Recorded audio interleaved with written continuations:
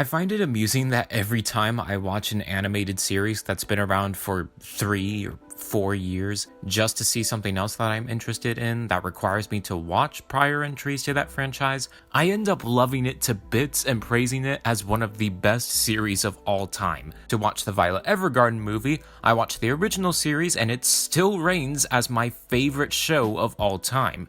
And Princess Principal is no different. I did expect this to be good, since it was successful enough to warrant a 6-film series beginning with Crown Handler 1, but I was not expecting it to slap this hard. Princess Principal, while not being my number 1 series, may actually be my number 1 favorite spy thriller and action flick, and it contains one of my favorite plot twists of all time. Now, I will do a more in-depth analysis of the series in the future, maybe when Crown Handler nears its end, but I am going to delve deeper into 2 major reasons why I love this show so much. One being how subversive it is for a spy thriller, and the other being around a couple of standout characters and their journeys in the series.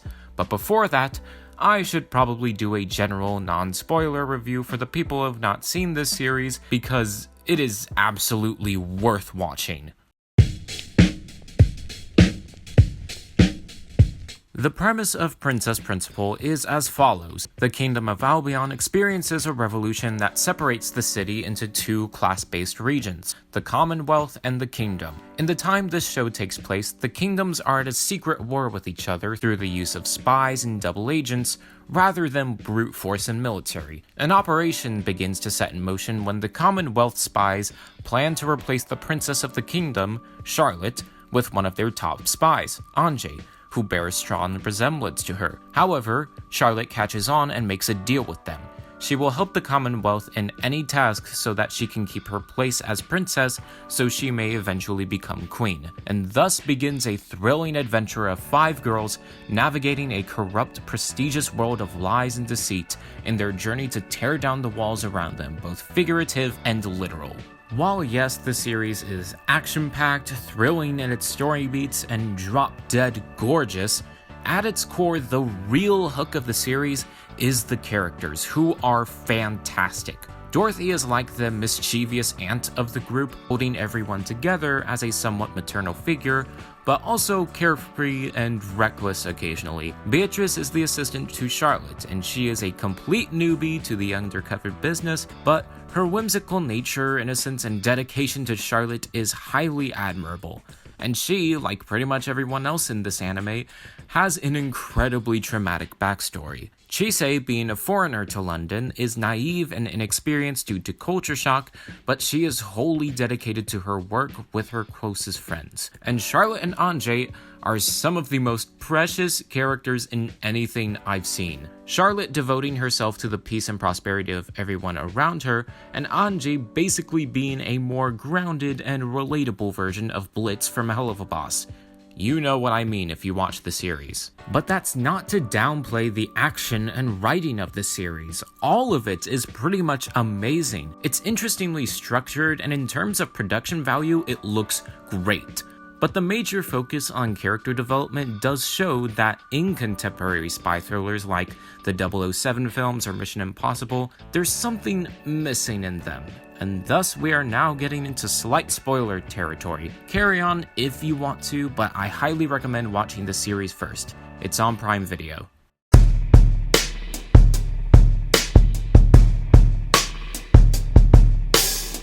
For a long time, I haven't been a big fan of the spy thriller genre, and I tended to mildly avoid it, occasionally sitting down to watch a few movies sparingly and then getting tired of it really quickly. I've never had a concrete reason to be disinterested in them, I just was. But after watching Princess Principal, it finally hit me why contemporary spy flicks just don't work for me. Mainstream spy movies aren't actually spy movies. Joystick goes pretty in-depth with this topic, and I highly recommend watching her video because it's amazing. But in short, Princess Principal delves into the status of spies and the dangers they have to face in a way that most spy flicks would be highly envious of. Princess Principal has its characters constantly switch aliases, personalities, and even sometimes identities, especially with Anji. She poses as a country girl at school to let everybody's guard down, she assumes the role of a delinquent to scare off everyone in a laundromat, and due to her resembling the princess so much, she even disguises herself as her sometimes. The characters also have to consider other things when disguising themselves, like class, status, gender, all of that. In contemporary quote-unquote spy movies, most of the time you just don't get that, because at the end of the day, they aren't spy movies, they're wish fulfillment action power fantasies with all the trappings that implies. Now, of course, that certainly doesn't apply to all of them. I have heard that Alias delves into code switching as well, but we've now reached the point where this topic could be its own separate video. But further thoughts on how Princess Principal approaches spy life, the series does something very interesting with its narrative structure and pacing. The episodes are all played out of chronological order, but they're shown in an order where every bit and piece is slowly revealed to us, including some great narrative twists and clever touches. The first episode takes place much later on in the actual story, but it is a great introduction to this world and our characters, even teasing some reveals for later, like how Beatrice can mimic voices, and all of that is intended to play off the contemporary trappings of a typical spy flick until its second episode really hones in on the livelihoods of spies. While Anjay and Dorothy are carrying out their plan to replace Princess Charlotte, they get an emergency mission to steal a key, the Duke of Normandy arrives to shorten their time, and Charlotte has figured out their identities and is trying to make a deal with them. It's a really intriguing setup where the plot and tension isn't being driven by direct action, but rather the pressuring situational factors with both a ticking clock and a pursuing antagonist. And this series also does something vastly different from those so-called spy flicks by having legitimate character development. All of the characters have great chemistry. They work well off each other. Beatrice overreacting to every little thing that happens, Chise experiencing culture shock, Dorothy being cool but also somewhat arrogant, and especially Anjay and Charlotte's relationship. As if Princess Principal wasn't already a masterpiece based on its trope subversions and intricate structure alone, the characters and their personalities and interactions carry this series immensely, and it just gets better when we start to see how the class conflict and spy business affect our core cast, specifically Anjay and Charlotte. Spoilers range from moderate to major now, so tread lightly.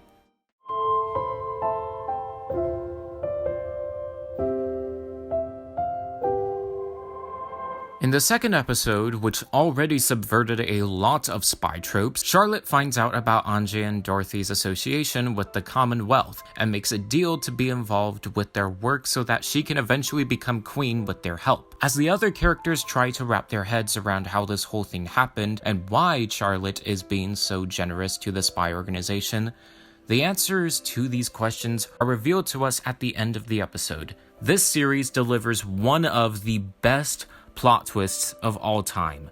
The princess finding out they were spies was no mistake. Anjay and Charlotte have known each other since before the revolution, and Anjay's whole plan was simply just to be with her forever, far away from everyone else. Also, a certain other plot point including just who Anjay and Charlotte really are. This twist, which is revealed very early on in the series, radically changes the direction of where Anjay's character goes. We assume in the first episode that she's great with working with others, but after this revelation, we now know she'll just need others for trivial matters. When it comes to personal struggles and situations involving the princess, she can only trust herself. Working in an environment that encourages code switching, lies, and deceit means she will lie to anyone if it means keeping her past away from her. The only person she refuses to lie to is the one person she has known since the beginning, And it also explains why, when she eventually tells her life story, she tells it through a third-person fairy tale-esque story to a peasant girl learning how to pickpocket. It's even reflected in the opening to Season 1, showing her and her team flying downwards to catch Charlotte in her fall, but when they finally meet, Anjay turns on the others, showing how she'll turn on anyone just to keep her safe. But even then, Charlotte has her own goals, her own wants, and her own needs. She doesn't need to rely on Anjay at all despite their relationship. She's an actual person who still genuinely cares for Anjay, but has different means of keeping that relationship alive. She wants to become queen so she can tear down the walls between the kingdom and the Commonwealth to unite the two different cultures, ergo uniting both Anjay and Charlotte, which was originally Anjay's idea, but Anjay wants to take her hand and escape everything and everyone. In this world of corruption, classism, and dishonesty, Anjay only trusts herself to do everything, to the point where she eventually, for the first time ever, lies to Charlotte. And after messing up royally, pun intended, she collects herself and finally begins to ask others for help and let others into her life in ways she couldn't before. I have said this many a time, but this is a real mentality that people have. However they shut people out, whether through insults, gestures, or lies, they feel as if they need to do all the heavy lifting because they don't want to burden others. They believe they ruin relationships and it tears them apart. I will go even more in depth into Anjay's character in a different video, but her and Charlotte have such great chemistry and especially amazing development that carries this show immensely, even if it already does well without them. I really do love these characters to pieces.